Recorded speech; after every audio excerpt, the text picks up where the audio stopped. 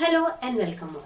Now today's topic is price elasticity of demand measured by point method. So without wasting our precious time, let's start the class.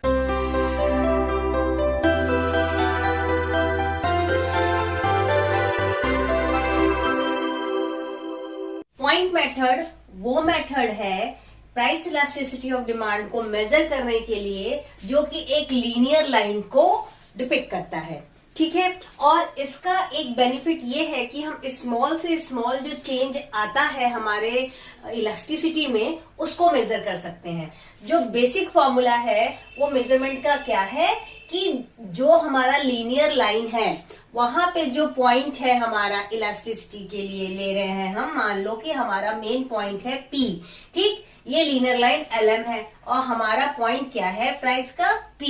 तो यहाँ पे हमारा जो linear segment में बनेगा हमारा क्या बनेगा formula PM divided by PL, lower portion divided by upper portion of demand curve. हमारा फॉर्मूला क्या था कि P divide by Q multiplied delta Q divide by delta P। अब P क्या है इनिशियल प्राइस जो हमारा ओरिजिनल प्राइस है, Q क्या है ओरिजिनल यानी इनिशियल क्वांटिटी है हमारा, और चेंज इन प्राइस क्या है delta P, change in quantity क्या है डेल्टा Q। अगर हम फिगर के पॉइंट ऑफ व्यू में जाएं और इस फॉर्मूला को एलोबरेट करें तो क्या होगा, P हमारा क्या होगा OR, ये क्या है OR, ये हमारा P है, ठीक है।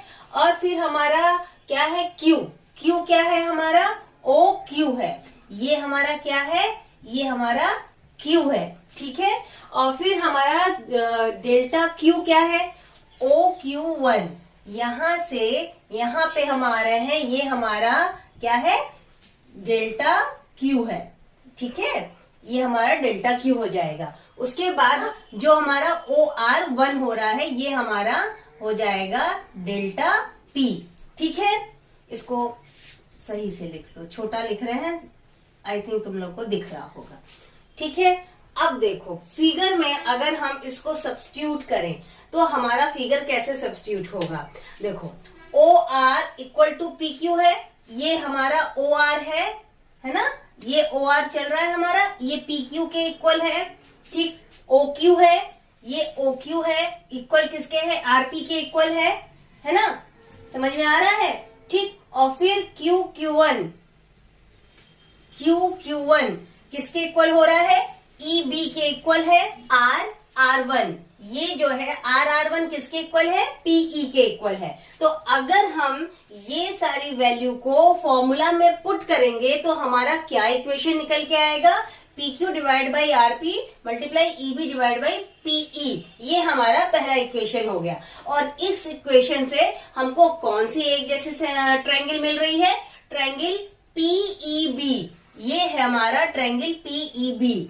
यहाँ किसके सिमिलर हो रही है, ट्रायंगल PQM के सिमिलर हो रही है। तो हमारा क्या हो सकता है कि EB divide by PE, EB divide by PE equal to QM divided by PQ, ये हमारे साइड इक्वल होंगे। हमारा पहला इक्वेशन क्या है PQ divide by RP multiply EB divide by PE। तो हमारा सेकंड इक्वेशन में क्या फॉर्मूला पुट करने के लिए हो रहा है कि QM डिवाइड बाई PQ। तो अगर हम QM डिवाइड बाई PQ कर देंगे तो हम क्या पाएंगे QM डिवाइड बाई RP, क्यों, क्योंकि PQ कैंसिल हो जाएगा हमारा, ठीक है। उसके बाद हम देखेंगे कि जब हमारे पास QM डिवाइड बाई RP आ रहा है तो हमारे पास कौन सी दो ट्रायंगल एक जैसी आ रही हैं, हो जाएगा ट्रायंगल LRP, ये हो गया LRP। दूसरी कौन सी ट्रायंगल हो रही है, ये ट्रायंगल PQM, ट्रायंगल PQM।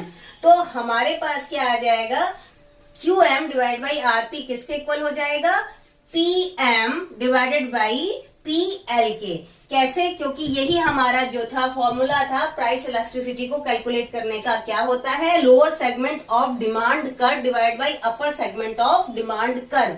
अगर अब हम इसको देखें कि प्लॉटिंग कैसे करना है इलास्टिसिटी में, फिगर B बना लेंगे जिसमें L और M एक लीनियर लाइन ले लेंगे। L हमारा y एक्सिस पे पूरी टच करेगा, M हमारा x एक्सिस पे टच करेगा, ठीक है। इसका जो मिड पॉइंट है ये हमारा क्या हो जाएगा, हमारा इलास्टिसिटी इज इक्वल टू 1 हो जाएगा। ठीक है।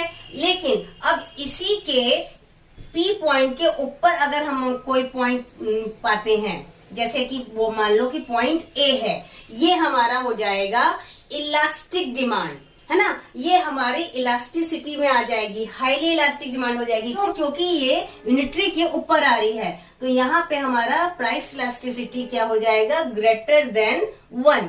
और यहाँ पे समझ लो कि ये पॉइंट हमारा बी है, ठीक। ये हमारा यूनिटरी के नीचे है, तो क्या हो जाएगा हमारा प्राइस इलास्टिसिटी लेस देन 1। और जो कोई भी वाई एक्सिस को टच करेगा वो हमारा प्राइस इलास्टिसिटी जो है इन्फिनाइट को होता है, और जो पॉइंट भी हमारा एक्स एक्सिस पे टच करेगा वो इलास्टिसिटी हमारा 0 पे आता है, ठीक है।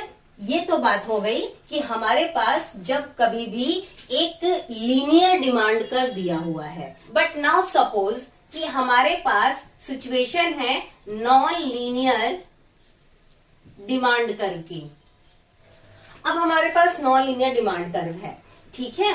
अब ये जो नॉन लीनियर डिमांड कर्व है, इसको हम लीनियर कैसे करेंगे कि जो हमारा यहाँ पे पॉइंट टच हो रहा है उस पे एक स्ट्रेट लाइन को हम बना देंगे, और यहाँ पे भी हमारा सेम फॉर्मूला अप्लाई हो जाएगा, lower portion of demand curve divide by upper portion of demand curve, और सेम इसी तरीके से हमारी इलास्टिसिटी यहाँ पे कैलकुलेट हो जाएगी।